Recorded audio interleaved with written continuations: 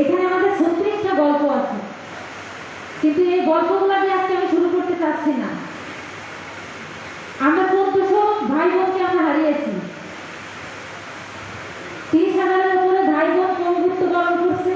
কারো চোখ হারিয়েছে, কেউ পা হারিয়েছে, কেউ হাত হারিয়েছে, কেউ এখনো বিছানায় কাতরাচ্ছে।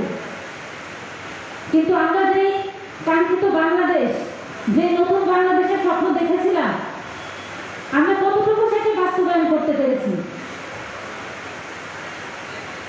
এই দায়, আজকে এই দায়গুলো কে নিবে? এই প্রশ্নগুলো প্রতিনিয়ত সবার ভেতরেই আছে। কিন্তু আমি 5ই আগস্ট পরবর্তী সময় আমি কিছু কথা বলতে চাই। আজকে এই 24-এ আমরা দেখেছি 134 জন শিশু জীবন দিয়েছে। তাদের অপরাধটা কি ছিল?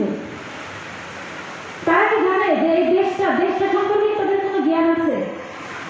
আজকে এই বাংলার ঘরে একটা শিশু পর্যন্ত নিরাপদ ছিল না।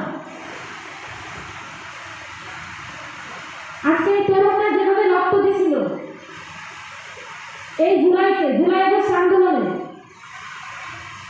আমাদের ভেতরে অনেক স্বপ্ন ছিল যে আমরা হয়তো এবার নতুন একটা বাংলাদেশ বিনির্মাণের পথে হয়তো আমরা হাঁটতে পারবো।